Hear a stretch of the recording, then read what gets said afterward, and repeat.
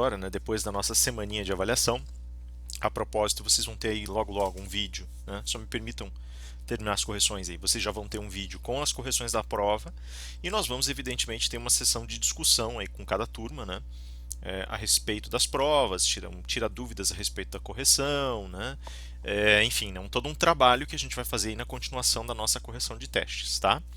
Mas nesse meio tempo nós voltamos ao trabalho com Aristóteles, né? Então eu gostaria de retomar aqui a discussão. Eu abri a discussão na semana anterior à prova, tá? Aliás, dei uma checada porque ela é uma discussão do segundo bimestre, ela estava na pasta do primeiro, então eu estou fazendo essa transferência agora, da aula 8 em diante nós teremos aí as pastas do segundo bimestre, já deixo o aviso aqui porque eu sei que todos vocês vão acabar vendo, né? E eu gostaria de continuar a discussão específica a respeito da temática central da produção filosófica de Aristóteles, né? Na nossa última sessão, a gente viu um emaranhado de ideias que diziam respeito mais especificamente à maneira como Aristóteles estava tentando revisar a filosofia dos seus pensadores anteriores, né, dos pensadores que eram anteriores a ele, e a maneira como ele estava tentando arquitetar uma filosofia própria. E a gente estava tentando descobrir, tentando escavar quais as motivações centrais dessa filosofia para ele. Tá? Veja, a filosofia aristotélica ela não é uma filosofia de linguagem muito simples. Ela não é, ela tem um traço que a gente consegue manobrar, né? A sua complexidade ela é relativa, mas ela traz alguns complicadores no sentido instrumental da sua linguagem. É o primeiro momento em que nós vamos ter dentro da arquitetura da filosofia grega, né, pelo menos do arco socrático, uma discussão mais direta da filosofia e, portanto, uma reflexão que é mais explicativa, uma reflexão menos literária.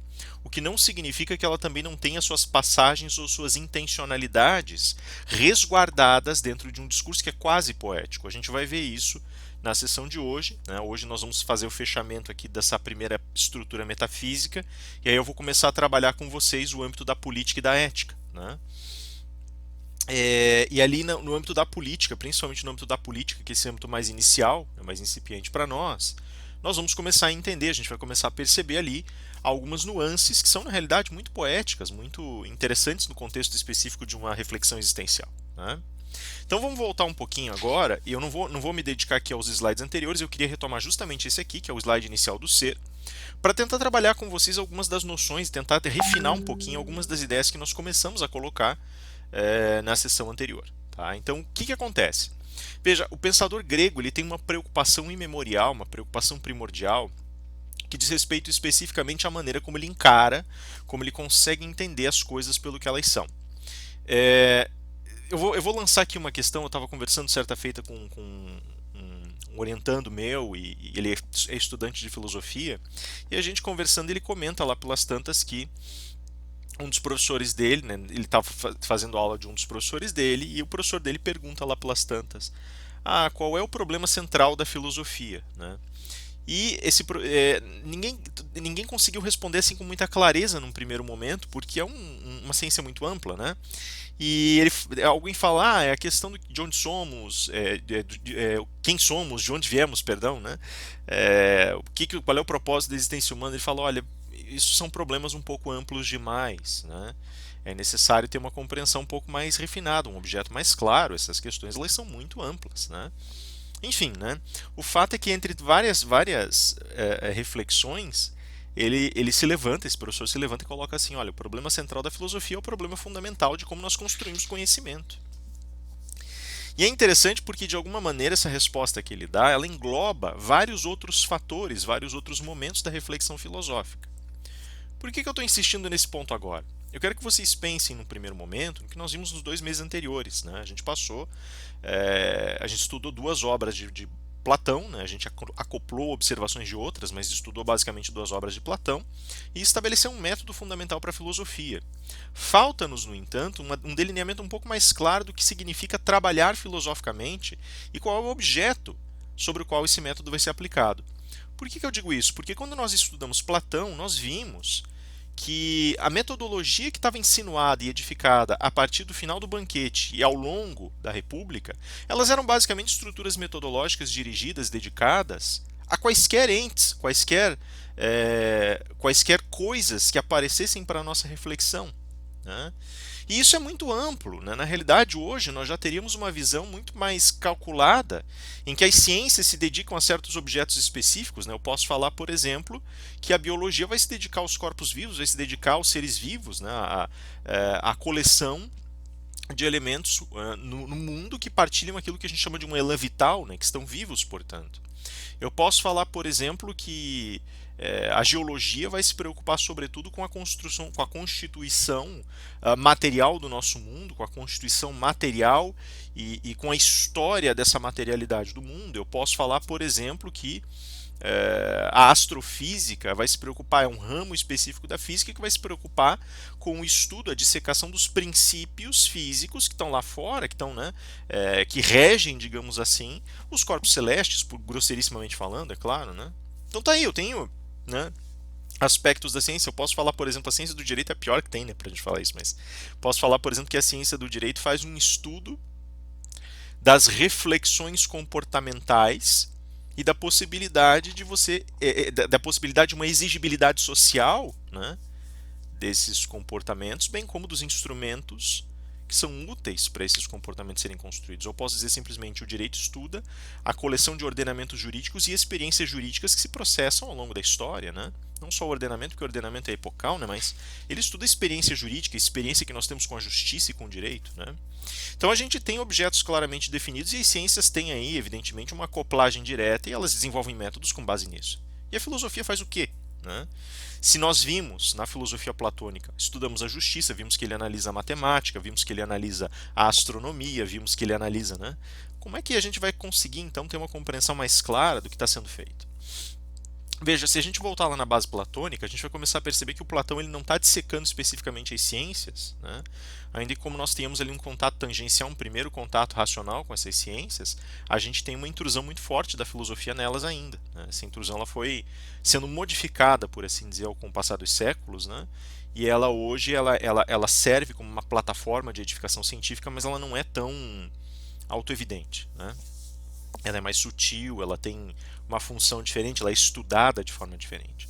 Seja como for, a gente vai imaginar lá que o Platão ele está, num primeiro momento, fazendo um ataque direto a essas ciências e está tentando construir, reconstruir, desconstruir conceitos fundamentais e instrumentos dessas ciências. E isso não deixa de ser verdade.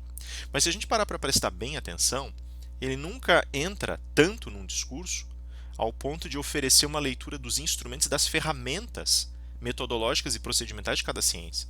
No Gorgias ele discute a retórica, mas ele não analisa as ferramentas da retórica no sentido de educar um retórico. Se eu leio Gorgias, eu posso ser um retórico mais bem intencionado, eu posso ser um retórico mais ético, mas nem por isso seria um melhor retórico. Eu preciso ter aulas com o Gorgias ao invés de ter aulas com o Platão, percebem? Mas qual é o papel do Platão nessa história, então? Ele está basicamente discutindo dentro de cada ciência a maneira como essa ciência, como essa produção do conhecimento, se vincula ao nosso espaço e gera uma intencionalidade. Ou seja, de fato, ele está estudando como nós produzimos o conhecimento. O professor desse me orientando não está equivocado, está muito certo, muito pelo contrário. Foi muito delicado o insight e muito inteligente. E por conta disso, ele começa agora a entender, nós começamos agora a entender, que a filosofia está vinculada a tentar reposicionar, tentar posicionar e reposicionar a produção do conhecimento a nosso serviço. Só que não é só isso. Porque quando eu tento conhecer algo, isso também nos ensinou o banquete, a tentativa de conhecer esse algo é a tentativa de diluir, de separar aquilo que é essencial à definição desse algo, daquilo que é acidental à definição desse algo. Tá? Esse professor, ele está partindo de uma visão moderna da filosofia. Nós estamos aqui, evidentemente, partindo de uma visão clássica. E a visão clássica ela entende que o conhecimento ele não tem uma operacionalidade independente do objeto ou ente que ele busca conhecer. Então, quando nós estudamos, por exemplo, o amor, nós evidentemente extraímos qualidades da relação amorosa e o conhecimento que produzimos sobre o amor é também um conhecimento produzido sobre as qualidades essenciais do amor. Então, se eu vou estudar astronomia, como Platão nos recomendava, o que eu estou estudando é a essência do equilíbrio do movimento e da distância entre os corpos celestes. A essência, eu estou estudando o que eles são em si. Se eu vou estudar, por exemplo, a matemática, eu vou estudar a essência do número.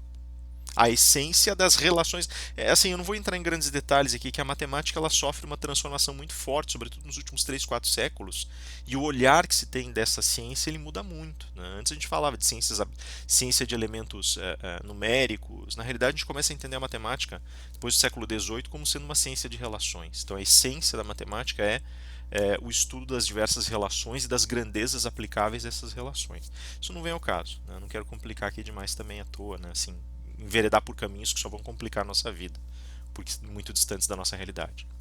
Mas assim, o fato é que eu estou buscando sempre o estudo da essência das coisas. E para eu entender essa essência, ou seja, para eu produzir conhecimento sobre a essência, eu preciso da arquitetura filosófica. Veja, tudo isso para dizer o seguinte: o Aristóteles, quando ele recepciona essas problematizações, ele sabe que é isso que está em jogo, que é isso que está sendo discutido. E agora ele começa a estudar estratégias novas para descobrir como revelar a essência das coisas. E ele está preso entre duas grandes questões. Veja, como é que ele identificou essas duas grandes questões para chegar na essência? O Aristóteles ele tem a percepção clara de, em primeiro lugar, que a essência não se traduz completamente em todas as relações travadas. Tá? Eu dei como exemplos antes lá, olha, vocês não são, evidentemente, não demonstram a totalidade de virtudes e qualidades que vocês têm a demonstrar em cada situação em que vocês se envolvem. Né? Eu posso dizer a mesma coisa de um livro. Né? Então, por exemplo, se eu pegar um livrinho, né? Se eu pegar um livro, que minha bibliazinha, por sinal, se eu pegar um livro, eu sei que existem coisas que estão escritas aqui e que determinam certas qualidades específicas, mas nem tudo que foi colocado aqui pelo escritor, pelo autor, está revelado. Eu posso, aliás, olhar o objeto mesmo. E eu posso começar a contemplar a cor, o formato, a estrutura, o desenho. E eu também não vou saber exatamente o que significa a essência do livro sem que eu consiga compreender que essa experiência aqui é uma experiência possível de livro. Tá? Se a gente parar para pensar, por exemplo, que antes os livros eles não eram assim nesse formato, que eles eram na antiguidade no formato de rolos e que eles só vão passar a ter esse formato aqui, né, pela produção do papel, pela produção do pergaminho ou depois do papel, mas pela dobra das páginas e pelo corte e costura das páginas, né, eu vou entender que essa inovação tecnológica, né, ela tem traços que transformam a experiência de ter o livro em mãos para lê-lo. Mas ela não vai desnaturalizar o livro. Né? Ele pode vir em rolos, ele pode ser com a dobra e com a costura, mas ele continua sendo um livro. Ele continua tendo o mesmo projeto, a mesma finalidade de um livro, ele continua me permitindo certas interações mínimas que são as interações do livro, ele me permite ler, ele me permite depor informações ali. Tá? Então a essência ela é difícil da gente acessar. E o mais engraçado, ela só se revela em suas qualidades próprias quando a gente vê a transição acontecendo, percebam isso. Né? Eu tive uma conversa no fim de semana, ainda brinquei e falei assim, vou aproveitar isso para aula, já estou guardando a conversa, você está muito quieto. Falei, eu estou ouvindo porque isso vai ser para aula. E deram um risado, falei, vocês acham que eu brinco, mas não brinco, eis aqui então. Né? E aí, meu cunhado, né, meu concunhado, fala para mim assim, porque a gente está sempre em constante transformação, né? Conversando ali sobre a personalidade, a gente está sempre em constante transformação. E eu penso nos meus botões, ele tem razão. A gente está em constante transformação, a gente se renova, a nossa psique se renova, nossas atitudes se renovam, nós adotamos novos conhecimentos, novas posturas de vida, perde certos hábitos, ganha outros novos. De preferência, a gente escolhe o que quer agregar e o que quer deixar para trás e agrega coisas melhores e mais elevadas, né? Mas eu sei que o meu concunhado continua sendo quem é. Por mais que ele mude, por mais que a personalidade dele mude, eu olho para ele e ainda reconheço a mesma pessoa que eu conheci há alguns anos. Eu sempre vou reconhecer essa mesma pessoa. E isso é o mais interessante, porque muito embora ele mude psiquicamente, fisicamente, mude em atitudes, mude moralmente, né? A gente evolui moralmente, se tudo der certo, eticamente, né? Alguma coisa ainda faz com que nós sejamos nós mesmos. Isso é a essência. Agora, o que faz? Eu sei que na transformação, a permanência de algo, você olha e você percebe isso se transformou, esse comportamento, esse traço, esse panorama psíquico, essa atitude, essa característica física, isso mudou. Mas algo permanece e ainda me permite atribuir ao Gil o nome de Gil. Ainda me permite atribuir, peço aqui perdão por dizer, mas né, ainda me permite atribuir o nome do meu concunhado a ele. Eu sei que ele continua sendo ele. Tá? Tá aí o desenho. E agora, na maneira como a gente enxerga, a gente percebe que existem questões essenciais e acidentais e que Platão de fato tinha razão e que Aristóteles de fato tem razão quando ele fala isso. Tem coisas que não são necessárias para te caracterizar, mas elas vão sendo agregadas porque a tua história vai mudando todas elas, porque transformação e movimento vão trazendo essas transformações à tona. E ele pensa, tá, mas onde é que está então isso que é fixo, que não muda, que não aparece, isso é o pior, não aparece, não se denuncia de cara, mas que de alguma forma mantém meu concunhado sendo quem ele é, me mantém sendo quem eu sou, mantém um livro sendo um livro, não importando a maneira como esse livro é colocado. Veja, meu concunhado e eu, nós temos particularidades que nos tornam quem nós somos. E ali a gente encontra qualidades que são contínuas. Então, Aristóteles imediatamente pensa, claro, cada coisa, cada ente que eu vejo diante de mim tem uma qualidade única, um conjunto de qualidades únicas, chamadas propriedades, e essas propriedades não mudam nunca. Pronto, está resolvido o problema. Só que ele pensa assim, ó, veja, se eu pegar esse livro aqui e for comparar com os livros da antiguidade, esse livro aqui mudou em conteúdo, mudou em formato, mudou em material de confecção, mudou na maneira de eu acessar, mas continua sendo chamado livro. E lá atrás também era chamado livro. Você diz assim, mas é só um nome. Não. Tem alguma coisa em comum entre os dois que não pertence à particularidade daquele ou desse, mas que caracteriza ambos como livros. O fato de eu abrir, ter linguagem e eu interpretar essa linguagem. O fato de eu usar para depositar linguagem e dar publicidade à linguagem. Pronto, agora eu criei um problema, porque de um lado a essência pode estar na particularidade, de outro lado ela pode estar na universalidade. O que é o particular?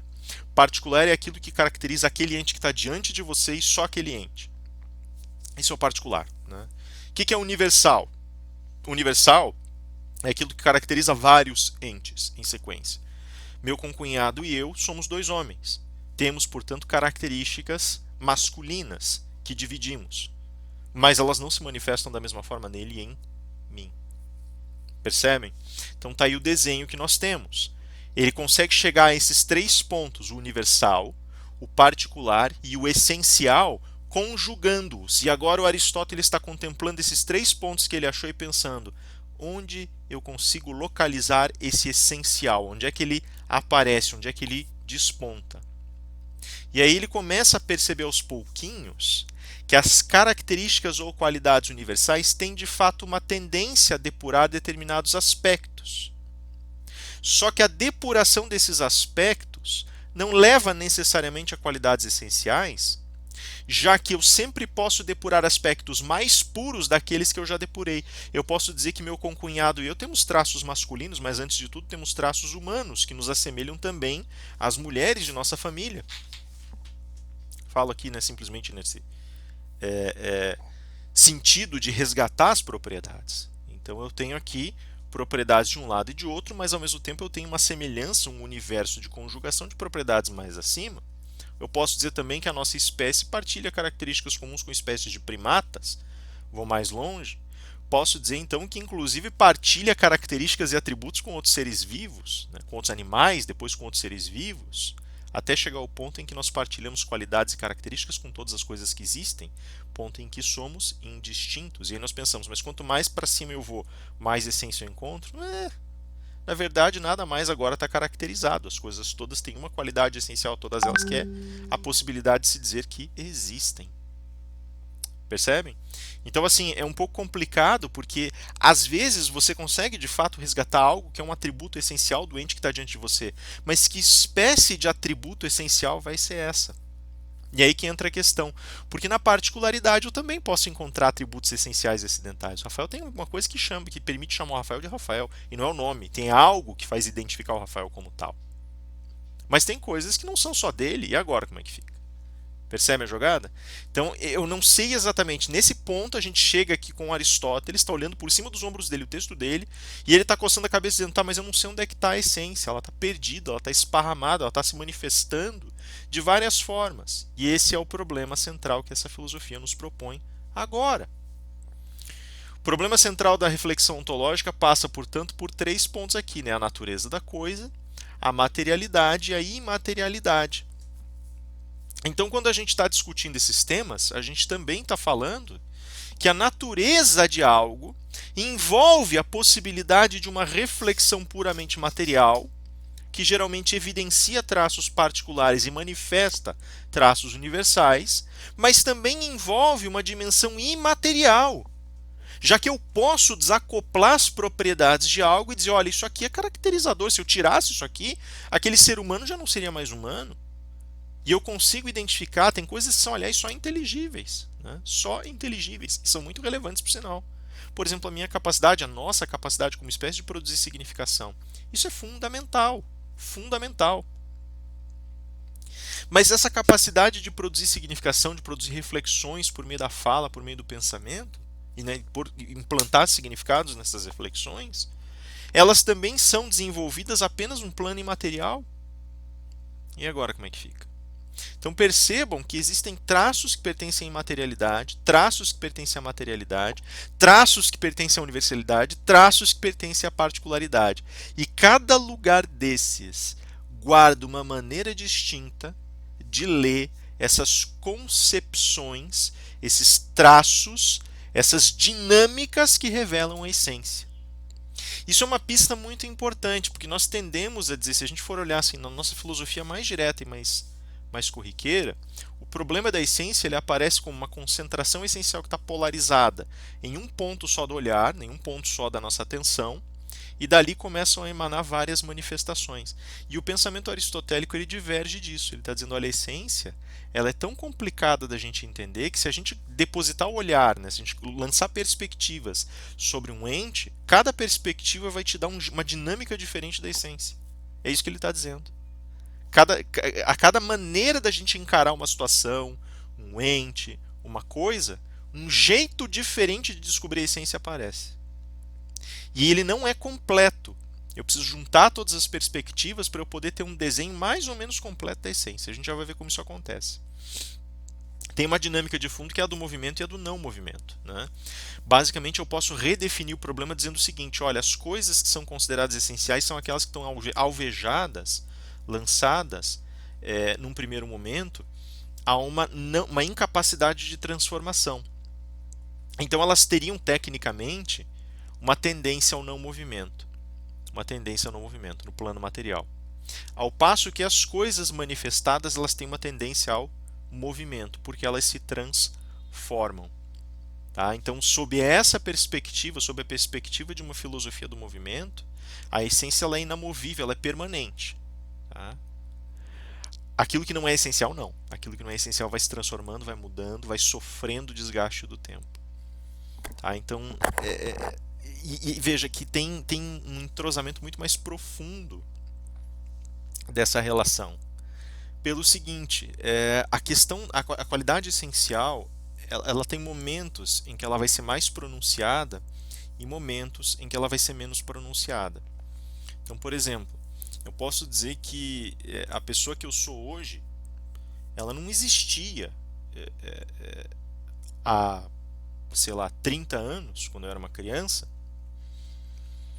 ela não existia. Ela existia algo ali da minha infância, algo de mim que já estava formatado psicologicamente, fisicamente, se preferirem espiritualmente, né? E já estava ali, ela já estava polarizada, essa identidade já estava formada.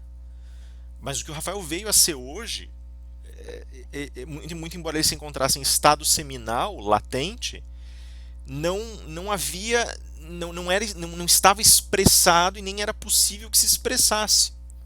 Né, pelas coisas que eu não sabia, pelas coisas que eu não entendia, pelas minhas condições físicas. Né? Então tinha muita coisa ali que não mudava, que não se transformava, né? que não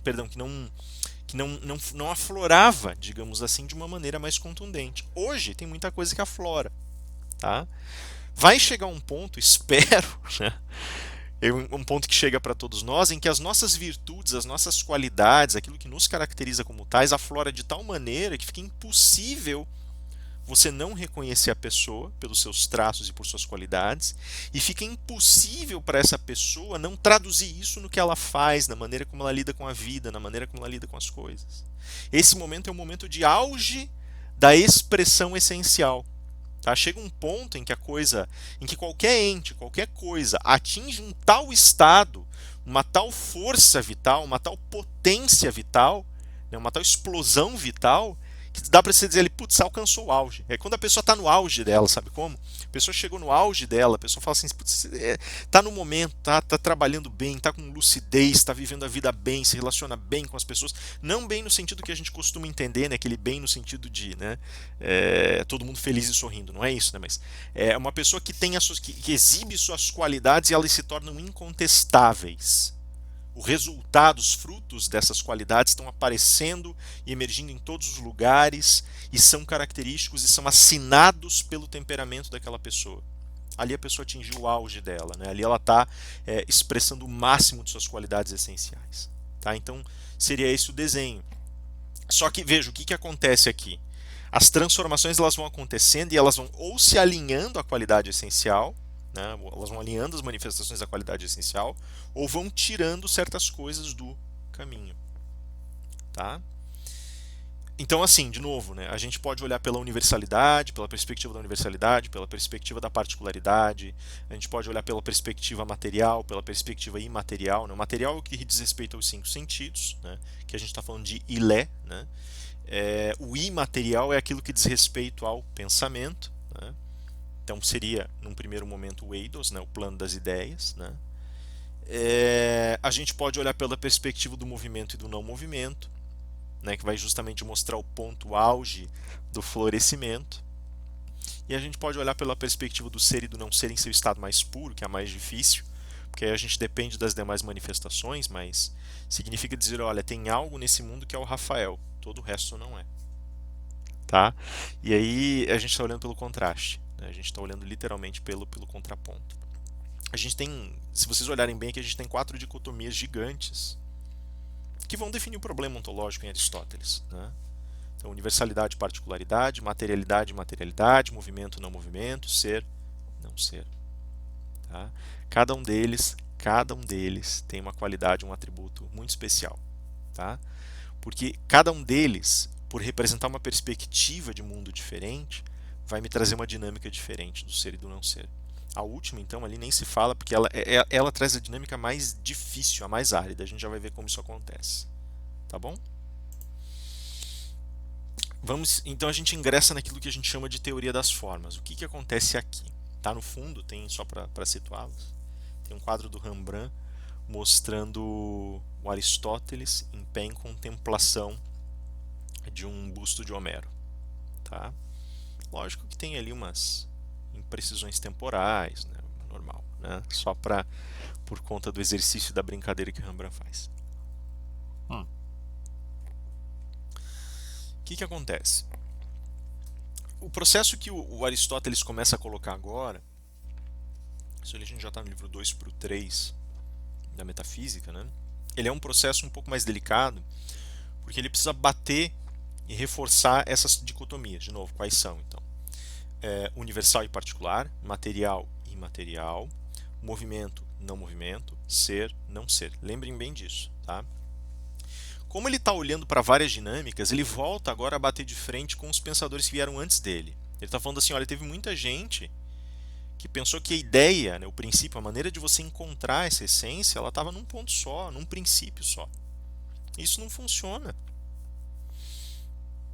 Porque esse princípio unitário, ele é restritivo demais.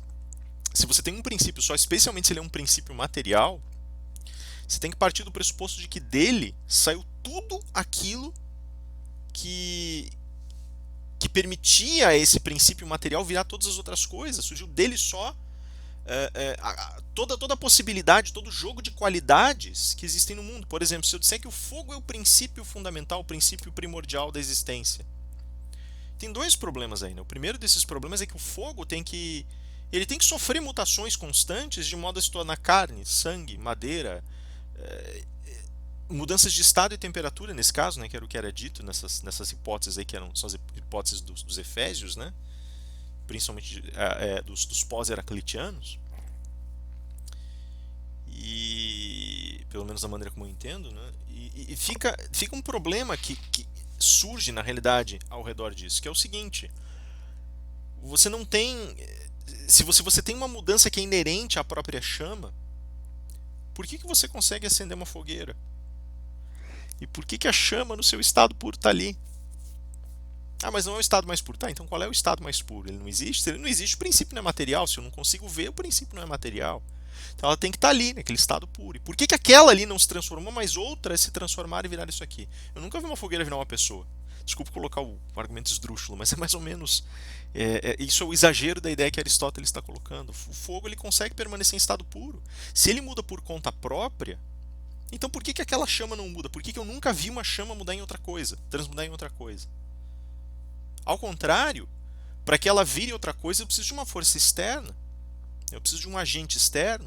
Então, o princípio material não pode ser princípio unitário da existência. Aliás, eu poderia colocar então um princípio imaterial, né, como um princípio unitário da existência, funcionaria? Ou se ele é um princípio imaterial de todas as coisas, por exemplo, uma consciência demiúrgica, uma alma perfeita, da mesma maneira, vai ter que se transformar sozinho. Ah, não, mas é agente de transformação, não se transforma. Então não é princípio solitário, ele está transformando outra coisa, tem dois princípios. Percebem a jogada? Então ele está basicamente dizendo: olha, não dá. Se você quiser analisar o problema da essência por um princípio só, se você quiser pegar uma coluna só, você vai fracassar, porque ele não funciona dessa forma. Né? Para eu descobrir aquilo que há de mais essencial em algo, eu preciso tentar entender como as tensões operam sobre esse algo e como elas vão trazendo condições essenciais e fazendo com que elas se manifestem. Né? E aí ele começa a construir efetivamente aquilo que a gente chama de teoria das formas. Eu, na sessão passada, estou justamente fazendo toda essa retomada desse problema, porque na sessão anterior eu tinha feito algumas colocações que elas demandam, em certa medida, uma revisão. Tá? Eu tinha colocado para vocês lá, por exemplo, uma distinção entre a teoria das ideias de Platão e a teoria das formas de Aristóteles. Isso de fato está lá. Só que a maioria dos tradutores não considera eidos e ideia como termos diferentes, eles só consideram uma mudança de gênero. Eu estava partindo de um pressuposto, estava considerando esses dois termos como diametralmente opostos em muitas medidas, né? Tentando entender que a noção de forma acoplada ao masculino eidos, ela envolveria uma certa teoria que teria caracterizações pelo próprio objeto de seu estudo, enquanto ideia teria uma outra vinculação. Eu estou desconfiado, depois de reler e reestudar isso, eu estou desconfiado que não é bem assim. Tá? Mas por que eu faço essa colocação agora? Pelo seguinte, uma teoria das formas, ela vai te dizer, ela vai te insinuar a ideia de que um problema central que surge na reflexão dessa imaterialidade exige uma compreensão da dinâmica de como essa imaterialidade opera. Tá? Então, Platão entendia, ele olhou para o problema da imaterialidade e ele começou a entender da seguinte forma: toda vez que eu tenho uma ideia, eu tenho ideias mais e mais puras que vão puxando essas ideias para um princípio imaterial. E o Aristóteles diz assim: se isso fosse possível, a minha escala tornaria, de certa maneira, essa dinâmica inviável no seu fim. Porque o problema da purificação, né, dessa maneira de você remover a forma e de você fazer vínculos formais cada vez mais abstratos, é justamente o problema de uma perda universal de sentido dessa forma. Ou seja, se a forma depende de formas, de metaformas para que ela possa existir, a questão é que o instrumento forma deixou de ter qualidades essenciais em si por si. Ele passou na realidade a existir como reflexo ou manifestação de uma essência mais anterior. Percebem? Que na realidade o que está acontecendo não é que uma forma está dando à luz outra. Você está tendo transformações. Ele fala, não dá para trabalhar com essa hipótese. O que nós temos na verdade então é uma acoplagem de dois elementos. Um instrumento que é de fato muito útil, que é a ideia de forma, né? essa noção, perdão, aqui seria um pleonasmo, né? mas essa concepção de forma, eu ainda continuo pensando, de certa maneira, em uma distinção entre os dois termos ideia e forma. Tá? Mas eu vou trabalhar aqui com uma hipótese que deixe isso mais jogado de lado para a gente poder trabalhar com os vários levantamentos e traduções que foram feitos e com as várias maneiras de enxergar o problema. Né? Ou seja, existe de fato uma discordância nas teorias, mas elas se referem ao mesmo objeto. Ideia ou forma, tanto faz como se chame. E o problema central dessa forma, desse traço, desse modelo, né, que é a forma, passa a ser então justamente que, como essa dinâmica não tem condições de ser operacionalizada, A forma precisa encontrar um limite.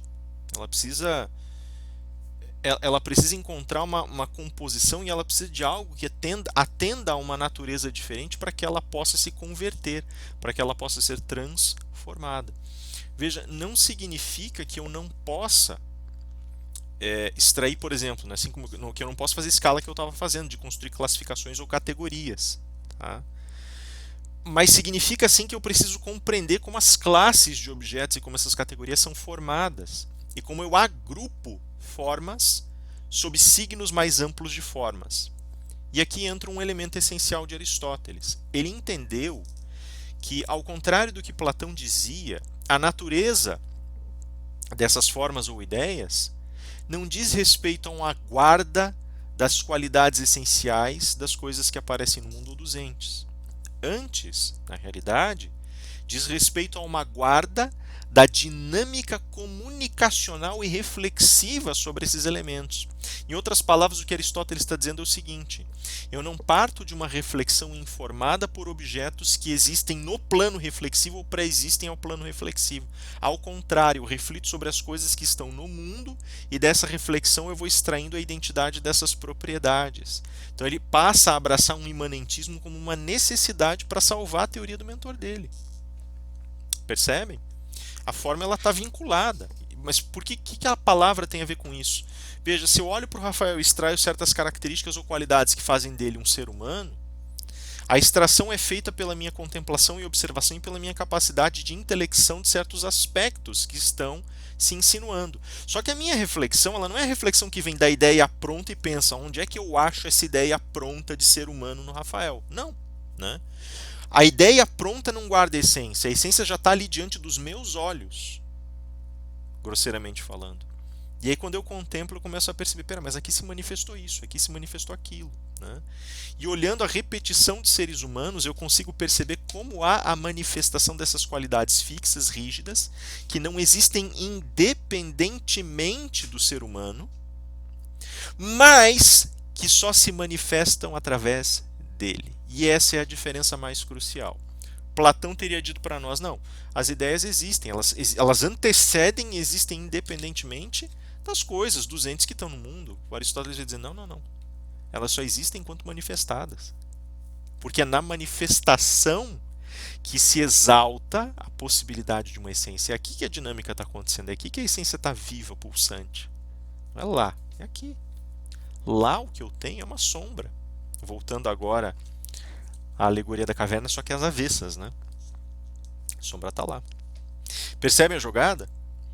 Então, assim, isso é o mais interessante porque a maneira como ele coloca, ela fundamenta aquilo que a gente vai chamar de um imanentismo aristotélico. Né? E esse imanentismo, ele traz como ponto central do seu engajamento uma leitura muito distinta daquilo que nós entendemos como a rigidez, a fixação, a preservação das coisas que são contínuas e eternas em um determinado ente e aquelas que se modificam. Elas já não podem mais ser desacopladas, dizendo se elas são preservadas porque são ideias. Na verdade, elas podem ser desacopladas porque são trazidas à tona para o campo da reflexão. Sim? Para Platão, a intelecção ela é, digamos assim, aquilo que se projeta para o ente materializado. Para Aristóteles, o campo da reflexão ele é criado, costurado e edificado em certa medida, enquanto eu vivo as minhas experiências e vou sendo capaz de reconhecer propriedades. Para Platão, a questão é como você subroga, ou seja, como você desenha, como você subestabelece, digamos, não, subestabelece é um termo ruim, desculpem, mas como você coloca abaixo da ideia a existência material, como você submete essa existência material à ideia. Para Aristóteles, não. Para Aristóteles, o problema central da discussão ontológica não é submeter a materialidade à ideia, mas sim como enxergar e como refinar o olhar sobre as questões essenciais. Percebem a diferença? Platão estava tentando juntar duas totalidades prontas. Aristóteles não. Aristóteles está tentando descobrir como achar as fissuras na manifestação para revelar o que é essencial. Então Aristóteles está efetivamente buscando a inauguração central de uma ciência da ontologia, coisa que o Platão não teria conseguido fazer. Tá? E agora ele inaugura uma outra teoria que é fundamental para a gente entender. Ele vai dizer, olha, a essência de todas as coisas está nas causas delas. Eu preciso descobrir, tem um movimento de causação E esse movimento de causação é o que vai me dar a essência. E isso é fantástico. Porque agora ele está dizendo assim, olha, assim eu vejo, o movimento que acontece materialmente, ele tem uma causação que está nesse plano aqui, no plano horizontal. Mas essa reflexão, ela tem uma causação própria também. Assim como os movimentos acontecem por uma razão. Assim como as transformações em si e a maneira como as coisas se mostram e se põem no mundo acontecem por uma razão. Então ele vai dizer, olha, tudo isso tem causação, tem causações para tudo que está acontecendo aqui. São sempre distintas, mas cada uma delas me dá uma pista a respeito da essência. Então ele vai falar agora das causas de ser. E para ele, agora esse era o ponto aqui que eu queria chegar, para ele as causas de ser não são unitárias. Cada ente tem, ou cada ser tem 4 causas distintas. 4 olhares, 4 perspectivas que eu posso colocar sobre o ser. Então, como é que eu vou definir essas causas? Elas são produto das minhas reflexões. Elas são produto das minhas reflexões. Agora veja, eu tenho 4 âmbitos, 4 arquiteturas estruturantes aqui das causas. Quais são? A formal, a substancial, a eficiente e a final. Mas o que são essas causas e como elas retratam aquilo que a gente já estava discutindo? Eu falei para vocês lá. Vocês têm 4 pontos centrais, 4 dicotomias centrais que vocês têm que levar em consideração: a universal e a particular, forma, material e imaterial, que está passando por essa transição aqui, forma a substância. Aí vocês vão ter o movimento e o não movimento, eficiência, ser ou não ser, finalidade. Tá? Assim, essas dicotomias elas se relacionam grosseiramente com as causas. Vamos colocar dessa forma. O que o Aristóteles está querendo dizer agora é o seguinte: olha, vocês ficaram procurando o tempo todo uma maneira unitária de explicar a relação que nós travamos com a essência da gente. Né? Vocês ficaram procurando uma explicação unitária para as coisas que não se transformam em tudo que vocês enxergam. Porque faz um carvalho ser um carvalho, não importa se ele está de pé ou se ele já morreu e desabou. Porque mantém a memória do carvalho na tua cabeça, na tua mente. O que mantém a memória de uma pessoa em sua mente. Né? Se vocês olharem aqui a estatuazinha do Aristóteles, por exemplo, a gente sabe que a estátua de Aristóteles não é Aristóteles, mas mantém a memória da fisionomia de Aristóteles, de quem ele era, do que ele escreveu. Então o que acontece aí? Como é que a gente efetivamente consegue construir essa causa? O pensador anterior tentou encontrar tudo isso em um princípio só. Aristóteles fala, isso não funciona. Não é um princípio, é uma dinâmica. E essa dinâmica vai te explicar como é que você mantém certos atributos na tua mente, por que eles caracterizam um Aristóteles, por exemplo, e o que não o caracteriza e foi mudando com o passar do tempo. Os cabelos que ficaram brancos, a cicatriz no rosto, o envelhecimento, a mudança de estado, a mudança de status político, a mudança de perspectiva de mundo e de vida, o rompimento com seu mentor e assim por diante. Né? Então, assim, formal, substancial, eficiente e final. O que é o formal? Formal diz respeito, evidentemente, à forma. E quando ele fala em causa formal, ele está basicamente dizendo: esse é o momento em que eu vou explorar, na relação de ser, os traços ou propriedades que caracterizam esse ser no plano das coisas inteligíveis, no mundo das ideias, se prefeririam, no plano metafísico. Tá? Então, aqui que eu vou dizer, por exemplo, que um ser humano é caracterizado por seu exercício da razão e sua produção de significados. São traços formais. Né? Então, por isso que a universalidade e a particularidade estão jogando aqui dentro desse contexto. Né? O que é a causa substancial? Substância ou ousia, né? Ela basicamente vai dizer para nós que enquanto existem esses traços, essas características ou atributos manifestados no mundo, também existem as limitações físicas. Né? Pensa, por exemplo, a racionalidade humana, ela está limitada por uma determinada qualidade material. Né? Eu não consigo pensar sem ter um cérebro.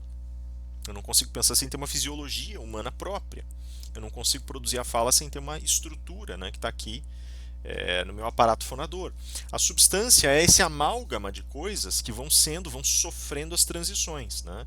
Veja, formalmente eu posso dizer assim, o Rafael tem qualidades essenciais que fazem dele ser o Rafael. Mas ele mudou com o passar do tempo. Né? O Rafael, quando estava na faculdade, ele estudou para se tornar, sei lá, estudou para se tornar um civilista. Meu carinho aos civilistas, né? Mas ele enveredou por outro caminho, mudou as perspectivas de mundo dele. Ele queria ser constitucionalista lá por lá pelas tantas, né? Meu carinho aos constitucionalistas também. Mas mudou, virou justo filósofo, justo teórico. E foi hermeneuta, virou um filósofo analítico. Ele era um sujeito que... Rafael era ateu, virou cristão. Rafael era, né? Enfim. Você pode fazer várias colocações a respeito das transformações sofridas ou do fato de Rafael continuar sendo Rafael. Tudo isso está no plano formal. Mas tem uma ancoragem, que é a ancoragem substancial. O corpo do Rafael mudou e envelheceu. Isso faz com que o Rafael não seja mais o Rafael? Claro que não. Mas faz com que existam elementos que estão sendo acoplados em um processo substancial que está guardando essas transformações, está preservando e está demonstrando essas transformações. Substância, ousia, né? Substância, ousia. Ok? Causa eficiente.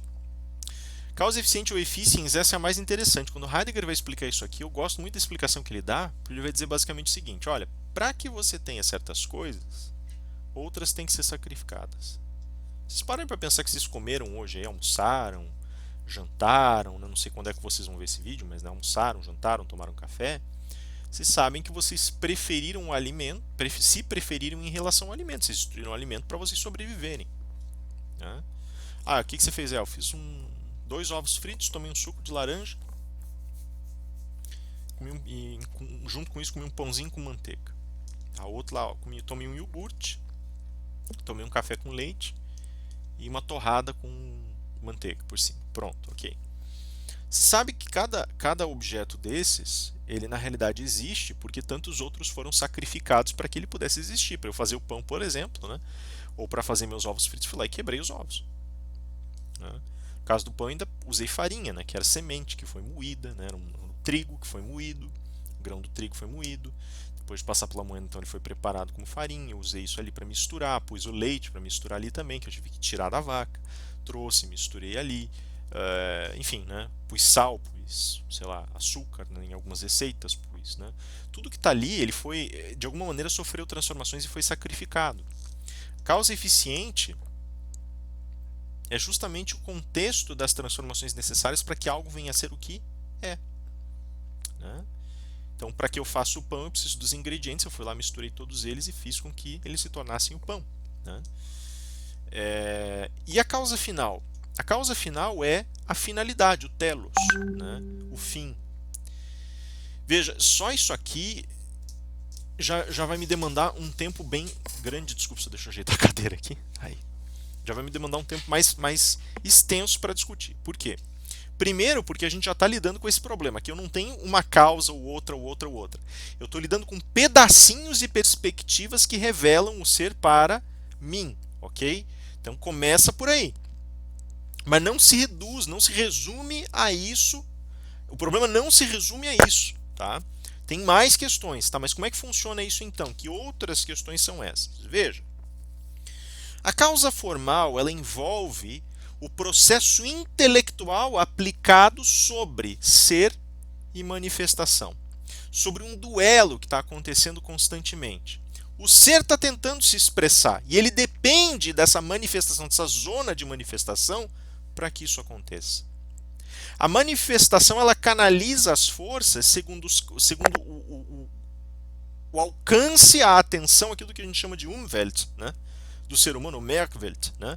Que é essa perspectiva de mundo, essa capacidade, esse jogo do aparelho sensorial, e também a limitação intelectual que o ser humano tem. Né? A gente tem limite de memória, né? A gente não consegue lembrar tantas coisas, nem manter tantas coisas na mente ao mesmo tempo, né? A gente tem um limite disso, e evidentemente a gente tem um limite de atenção. Né? Então a manifestação ela está aparecendo, ela está canalizando certos aspectos do ser. E aí tem uma experiência com esse movimento, ser manifestação, que é a experiência intelectual que tira algumas propriedades. E isso resulta na causa formal. Tá? Isso é resulta da causa formal. Isso é a causa formal. Tá? A substancial ela tem a dinamicidade material, então eu sinto meu corpo envelhecer. Eu vejo que as coisas se transformam. Eu vejo que elas têm certa canalização e elas têm certa qualidade inerente. Tá? Eu sei, por exemplo, que eu posso fazer pão. Se eu for tentar fazer pão com carne de porco, vai ficar difícil. Só com a carne de porco, eu quero dizer, né? Vai ficar difícil. Né?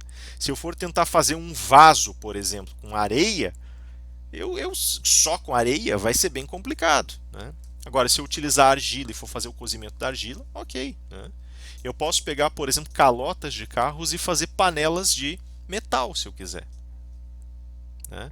Desde que eu derreta a calota, desde que eu aplique os processos certos, né? Então, assim, o que que isso significa? A substância, ela tem canais próprios, e aí ela me dá uma outra experiência. Minha primeira experiência, que é a experiência formal, é uma experiência intelectual. Eu estou tirando propriedades, eu estou estudando e analisando. Olha, tem tal qualidade, tal qualidade, tal qualidade. Na substancial, não. Na substancial, eu estou vivenciando a experiência transformadora. E eu estou entendendo, dentro da substância, o que que significa a limitação material. Por isso eu tenho aqui todo uma cada ponto desse vai me dar uma teoria diferente. Eu tenho uma teoria das formas para explicar a minha produção intelectual. A gente só estuda separado porque a intelectualização é o processo necessário para compreender essa relação com o ser. Aí eu tenho um âmbito substancial que vai me dar uma teoria chamada teoria ilética. Tá? A teoria ilética ela é a teoria que explica essas transformações materiais, os seus limites e as condições e alcance dessas transformações que também dizem respeito ao ser. Sim? O Rafael, ele tem limites, né, porque ele tem propriedades próprias que lhe são afeitas, que lhe são características. Algumas podem mudar e outras não. Tá? Rafael tem jeitos de pensar que podem mudar, mas tem coisas nele que não vão mudar, psiquicamente e materialmente. No âmbito material, o âmbito do alcance substancial, cara, o Rafael ele é o Rafael, ele não pode ser outra coisa que não o Rafael. Tem um limite do que o corpo do Rafael vai permitir a ele ser. Né? Tem um limite. Ainda que isso também seja maleável, tem um limite. O limite é o limite, o alcance das transformações que esse corpo pode sofrer. Né? Tem um universo da eficiência. Tá? E esse universo da eficiência é o mais interessante porque ele nos dá uma teoria do sacrifício. Como assim teoria do sacrifício? Formal te dá as propriedades, substancial te dá o que o teu corpo, teu universo material e elétrico te dá de alcance. A eficiência te dá o processo que sacrificou outras coisas para que você fosse o que você é agora. Então a teoria do sacrifício ela vai te dizer, olha, exatamente o que foi na receita, né? Se eu for colocar de outra maneira, né? Aqui eu tenho a receita escrita, aqui eu tenho o conjunto, aqui eu tenho o resultado dessa receita, o desenho geral dessa receita, né? Então aqui eu tenho o pão, por exemplo. Aqui eu tenho os ingredientes. E como esses ingredientes foram transformados, o que eles passaram para ser transformados. E aqui eu tenho a finalidade, o para que eu gerei essa transformação toda. Então, assim, eu tenho várias teorias encaixadas e cada uma delas me dá uma perspectiva diferente sobre essa experiência de ser. Cada uma delas é um olhar diferente sobre a experiência de ser. Sabe o que o Aristóteles está fazendo no fundo? No fundo, isso é o mais fantástico. Ele está pegando todos os filósofos que vieram antes dele e está dizendo, olha, você que acredita num princípio só imaterial está aqui, ó. Então Platão está aqui. Ah, você que acredita num princípio substancial só, olha, você não enxergou muito bem a questão, mas você está mais ou menos aqui, ó. Porque você está olhando só para isso, está olhando só para as transformações materiais. Ah, você que fala sobre sacrifício, sacralidade, religião, sobre as transformações do mundo, você está aqui, ó. Sim? Em certas medidas Parmênides, em certas medidas um pouquinho do Heráclito, Empédocles. Ah, e você que olha só para a finalidade das coisas, que olha para as consequências, para os propósitos, para as derivações finais, você está aqui, ó. Então ele pegou agora, na realidade está explicando também para a gente através disso, por que você tem grupos diferentes de filósofos que se debruçam sobre os problemas e ficam presos a certas filosofias. Ele está localizando essas filosofias dentro da teoria mais ampla e está dizendo, vocês não alcançaram uma resposta porque cada um de vocês pegou um pedaço da resposta e vocês ficaram se batendo uns contra os outros. Mas aí vocês têm uma filosofia em seu estado mais amplo e mais completo. E agora, essas 4 causas exigem um olhar mais específico sobre quais delas têm centralidade e quais não têm. Isso é uma discussão mais longa, tá? Eu não vou fazer ela inteira, eu só vou rascunhar essa discussão no primeiro momento. Tem 2 pontos, no entanto, que eu quero trabalhar com mais cuidado. Platão falou que a causa mais vinculada, mais importante era a formal, porque era justamente na forma, na ideia que se encontrava a essência. Aristóteles descarta. O próprio Aristóteles, alguns dizem, e eu pensava assim, cheguei a pensar assim, acreditou, dentro da metafísica sobretudo, que a essência estava na substância. Eu não acredito mais nessa leitura. né? Ou seja, porque como Aristóteles tem esse pensamento imanentista, a impressão que dá é que a essência das coisas está na substância. Eu acho que não é bem assim, não. Tá? Pensei já nisso, mas não acredito que seja esse o caso, né? Outros vão dizer que a essência está na eficiência das coisas, ou seja, na maneira como elas se conformam e consolidam. E outros vão dizer que está no telos. Eu penso hoje que o Aristóteles, na realidade, esparramou a essência pelas quatro causas. Na realidade, ela não está em lugar nenhum, mas é refletida. Por isso que eu estou insistindo nesse ponto. Agora, por que eu estou falando disso? Pelo seguinte, tem dois pontos. Então, aqui a gente já descarta uma questão. Tem um ponto que é super importante, que é o de substância. Ele foi descartado nesse sentido. Ele não é central, não é ali que está a essência das coisas. Mas ainda existe um papel muito importante, porque tem uma dinâmica guardada aqui, que a gente vai ver daqui a pouco. Me interessa agora falar sobre esses dois pontos aqui, eficiência e finalidade. Veja, a eficiência diz respeito especificamente a esse processo sacrificial. No texto, Aristóteles vai contar para a gente o seguinte, né? Isso tem um texto dele em que ele fala mais especificamente, ele vai fazer um desenho determinado sobre a apreensão técnica e como o artesão trabalha com a tecné, com o ofício dele, assim por diante. Ele vai dizer assim, pega, por exemplo, uma taça de prata que foi feita para você usar num ritual, para você, sei lá, né, para você beber o teu vinho, enfim. Essa taça ela teve que ser feita a partir de um pedaço de prata, evidentemente, né? De uma liga com prata, porque a prata pura ela é muito mole, né? Então geralmente usavam ligas. Só que para você fazer com o trabalho com a prata, tem coisas, tem impurezas na prata que atrapalham. Então o que você faz? Você joga num treco chamado crisol. O crisol ele é basicamente uma cumbuca de liga para você derreter o metal, principalmente o metal precioso, notadamente a prata, e você faz o derretimento daquilo ali, e aí você vai tirando as impurezas pelo derretimento. E uma vez derretido, você vai lá e pega isso aí e joga no molde para você fazer a peça que você quer. Então você vai lá e vira, por exemplo, no molde da taça. A taça daí ele vai esfriar, evidentemente, você quebra o molde, só trabalha a taça e ela sai pronta. Para você chegar ao ponto de ter a taça, evidentemente você precisou sacrificar a prata. Houve ali um agente, um conjunto de ações que fez com que essa prata fosse transformada, ou seja, que ela assumisse uma nova forma, né? Mas ao mesmo tempo existe uma estrutura que gera uma liga diferente. Então, no sentido ilético, no sentido da matéria, também houve ali uma soma de agentes, uma soma de fatores que criou aquela taça de prata, né? Tá, mas o que significa isso? Significa que todas as vezes que você quiser ter um objeto qualquer, né, você necessariamente precisa sacrificar os elementos que estão ao redor. E isso, por seu turno, significa que tudo aquilo que existe exigiu um preço de algo mais. Tá? As coisas como elas existem, e isso é essencial para entender como ele enxerga o ser, elas não estão lá plantadas pura e simplesmente, né? O Heidegger, quando estuda isso, vai fazer a comparação com o termo Legen, logos, né? Justamente eu falei para vocês que logos não era um termo tão simples e falei lá pelas tantas que logos tinha um quê de projeção. Aqui entra aquela passagem que a gente viu lá no começo do curso. Logos, nesse sentido, Legen, significa projetar, sacrificar os agentes necessários para dar existência e conformidade daquela maneira. Tá? Então, para aquela taça existir, eu precisei agenciar um monte de forças. E aí, agenciando essas forças, ela apareceu ali prontinha.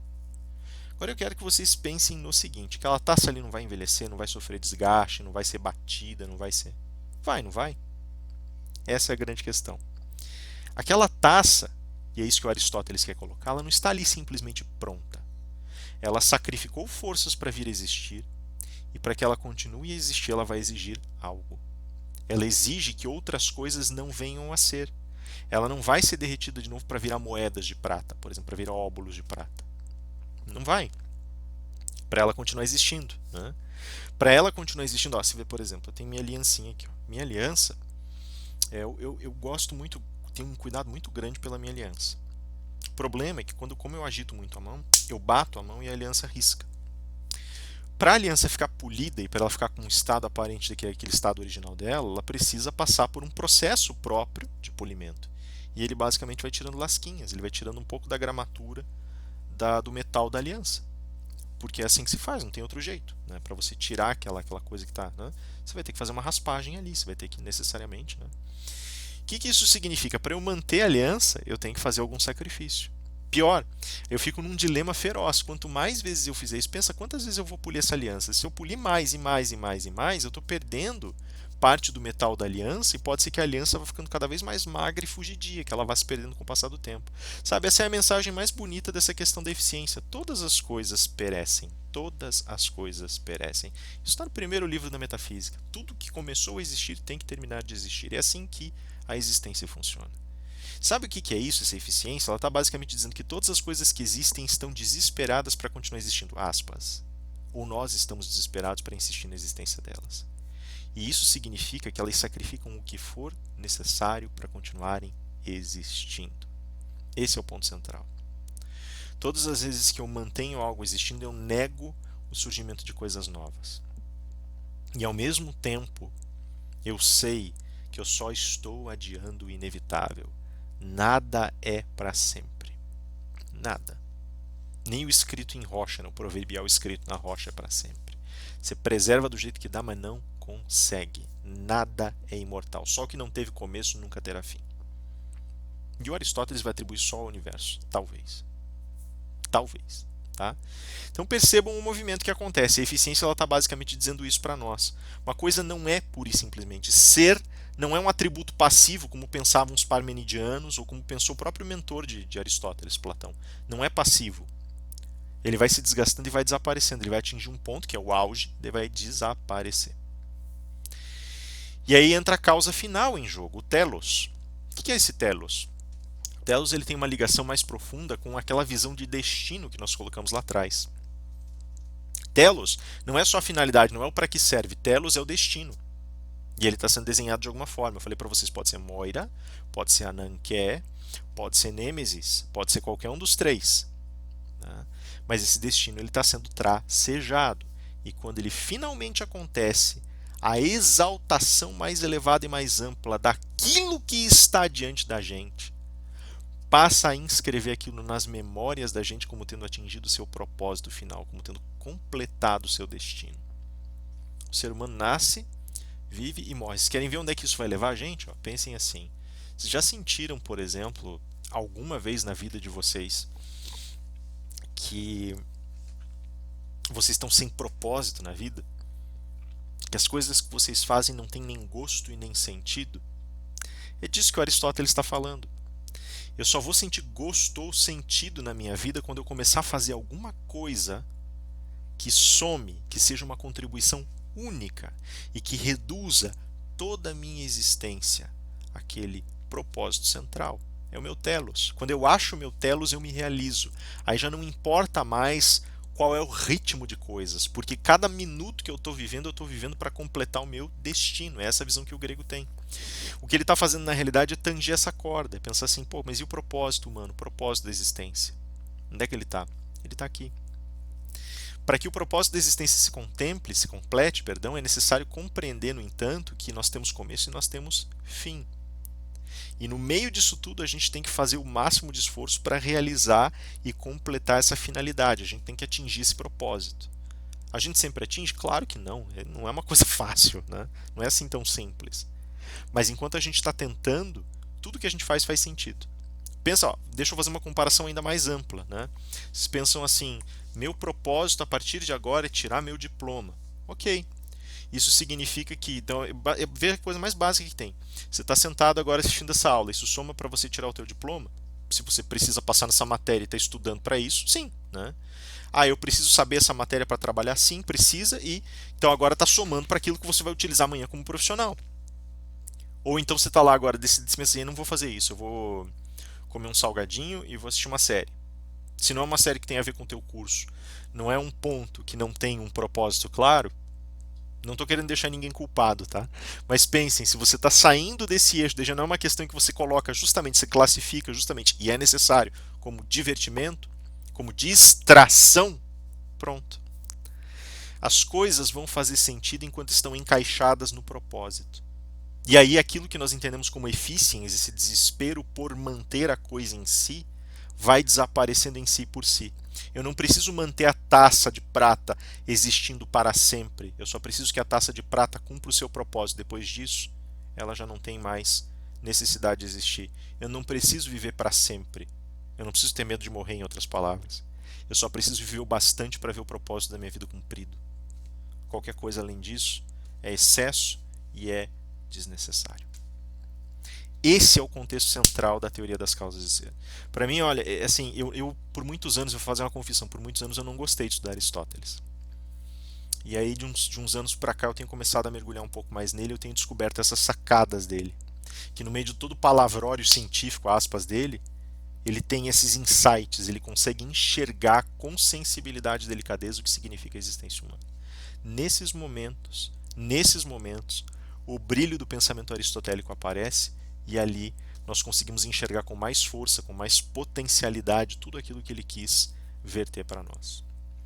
Eu vou fazer o seguinte agora, eu vou encerrar essa sessão, tem mais um monte de coisa para ver essa semana ainda, essa sessão já está longa pra caramba. Essa sessão é uma mediação entre aquilo que nós vimos e o que nós vamos ver na sequência, tá? Então vocês podem esperar, porque a gente tem ainda mais um batalhão de slides que inclusive dizem respeito à política, e com base neles nós vamos começar a dinamizar tudo isso que a gente está vendo, tá? Eu ainda vou fazer mais um início de sessão em cima disso aqui, e vai ser essa semana ainda. Tá? Então até o fim de semana vocês já vão ter um outro vídeo para ver, e daí vai ter um outro na outra semana, então eu vou acumular um pouco a carga aqui. Isso porque eu preciso sedimentar isso muito bem, esse é um pedaço muito sensível da matéria. Nesse meio tempo, tá? Eu peço que vocês retornem e me digam se esse pedaço da matéria ficou claro, porque como vocês podem ver, já não se trata mais de uma expressão didática, mas sim de um processo reflexivo que nós fazemos juntos. Tá? Já não é mais possível empregar didatismos, porque o texto não permite isso e porque o momento da filosofia não permite isso. Tá? Então eu preciso que a gente se comunique de uma maneira mais vertical e afirmativa agora, tá bom, pessoal? É isso, já vejo vocês de volta no próximo vídeo, falando um pouco mais da teoria das causas de ser e como isso se aplica aos âmbitos específicos da política, e aí nós vamos continuando a nossa conversa até a gente chegar lá no pensamento medieval. Beleza? Valeu, galera. Falamos na sequência. Cuidem-se. Aguentem firme, que daqui a pouco isso tudo acaba. Mas fiquem firmes. Deus abençoe a todos. Aquele abraço.